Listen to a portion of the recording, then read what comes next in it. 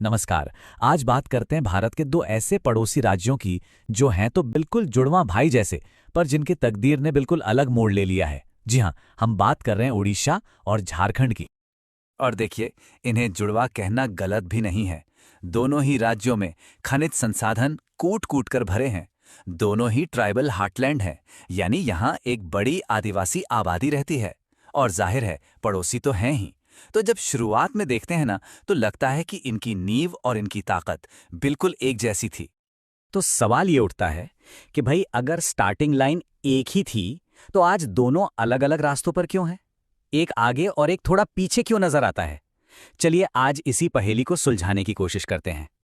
तो चलिए सबसे पहले ये समझते हैं कि इन दोनों में क्या कुछ कॉमन है। वो क्या बुनियाद और क्या चुनौतियां हैं जो ये दोनों शेयर करते हैं। देखिए, दोनों ही राज्यों में मिनरल्स की कोई कमी नहीं है। आबादी का लगभग एक चौथाई हिस्सा आदिवासी है और ज्यादातर इलाके ग्रामीण हैं। यहां तक कि इनकी परेशानियां भी एक जैसी हैं। जैसे नदियां जब अपना रास्ता बदलती हैं तो इनके बीच बॉर्डर को लेकर विवाद खड़े हो जाते हैं। और हाँ, एक बहुत बड़ी कॉमन चुनौती रही है लेफ्ट विंग एक्सट्रीमिज्म, यानी वामपंथी उग्रवाद, जिसने जाहिर तौर पर विकास की रफ्तार पर ब्रेक लगाया है। और यहीं पर ना एक बड़ी दिलचस्प इकोनॉमिक थ्योरी सामने आती है जिसे कहते हैं रिसोर्स कर्स, मतलब संसाधन का अभिशाप। सुनने में अजीब लगता है ना, पर इसका मतलब यह है कि कई बार जब किसी जगह पर कुदरती खजाना बहुत ज्यादा होता है तो वो तरक्की करने के बजाय पिछड़ जाता है। और ये एक ऐसी चुनौती है जिसका साया इन दोनों ही राज्यों पर रहा है। लेकिन अब कहानी में आता है असली ट्विस्ट, और ये ट्विस्ट है 50,000 करोड़ रुपए का। जी हां, सवाल यही है कि कैसे एक राज्य ने अपने इसी खजाने को जबरदस्त कमाई में बदल दिया, जबकि दूसरा अब भी वो रास्ता ढूंढ रहा है। वो एक चीज जहां इन दोनों के रास्ते बिल्कुल अलग हो जाते हैं, वो है माइनिंग से होने वाली कमाई, यानी माइनिंग रेवेन्यू। असली खेल यहीं से बदलना शुरू हुआ। जरा इस नंबर पर गौर कीजिए, 50,000 करोड़ रुपए। ये सिर्फ एक साल में ओडिशा की माइनिंग से हुई कमाई है। सोचिए, इतनी बड़ी रकम किसी भी राज्य की पूरी तस्वीर बदल सकती है। और ये ग्रोथ देखिए, ये कोई मामूली बात नहीं है। 2016-17 में ओडिशा की माइनिंग से कमाई थी करीब 4,900 करोड़, और सिर्फ 5 साल में 2021-22 तक ये आंकड़ा पहुंच गया लगभग 50,000 करोड़ पर। मतलब सीधा सीधा 10 गुना का उछाल।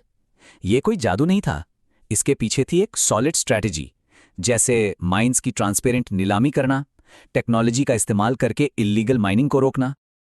और मजे की बात यह है कि झारखंड खुद इस गैप को समझता है। रिपोर्ट्स बताती हैं कि झारखंड अब ओडिशा के सफल माइनिंग मॉडल्स को स्टडी कर रहा है, खासकर उनके ऑनलाइन ऑक्शन और मॉनिटरिंग सिस्टम को, ताकि वो भी अपनी कमाई बढ़ा सकें। तो यहां तस्वीर एकदम साफ है, एक राज्य लीडर बन चुका है और दूसरा उससे सीखने की राह पर है। लेकिन रुकिए, कहानी सिर्फ पैसों की नहीं है। ऐसा नहीं है कि आर्थिक तरक्की ने ओडिशा की सारी मुश्किलें हल कर दी। जब बात आती है ह्यूमन डेवलपमेंट की, तो आज भी दोनों राज्य लगभग एक ही नाव में सवार हैं। आज भी दोनों ही राज्यों को नेशनल हेल्थ मिशंस के लिए हाई फोकस स्टेट्स में गिना जाता है।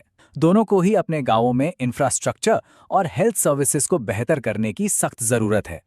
ट्राइबल वेलफेयर पर लगातार काम करना होगा, क्योंकि दोनों ही जगह आदिवासी साक्षरता दर नेशनल एवरेज से कम है।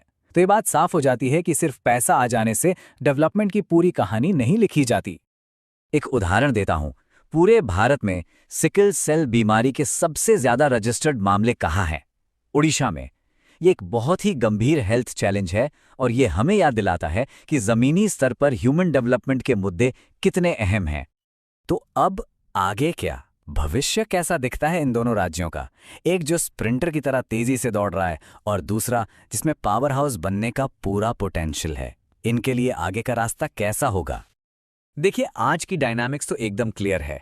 एक तरफ है ओडिशा, जिसने 2036 तक एक डेवलप्ड स्टेट बनने का विजन सेट कर लिया है, और दूसरी तरफ है झारखंड, जिसकी स्ट्रैटेजी है लीडर से सीखो और आगे बढ़ो। तो इस पूरे कहानी का निचोड़ क्या है? 3 बड़े टेक अवे हैं। नंबर 1, सिर्फ पोटेंशियल या क्षमता होना ही काफी नहीं है, जैसा कि दोनों राज्यों के पास था। नंबर 2, असली खेल है इम्प्लीमेंटेशन का, यानी अपनी योजनाओं को जमीन पर उतारने का। ओडिशा ने यह कर दिखाया। और नंबर 3, जो सबसे जरूरी है, गवर्नेंस। एक साफ विजन और उसे पूरा करने की स्ट्रैटेजी, यही वो चीज़ है जो एक लीडर और एक फॉलोअर में फ़र्क पैदा करती है। तो आखिर में एक सवाल सबके सोचने के लिए छोड़ जाते हैं कि जब पोटेंशियल बराबर हो तो वो कौन सी एक चीज़ है जो किसी के आज और कल के बीच का फासला तय करती है? क्या वो सिर्फ स्ट्रैटेजी है, या उसका इम्प्लीमेंटेशन, या फिर कुछ और? इस पर सोचिएगा ज़रूर।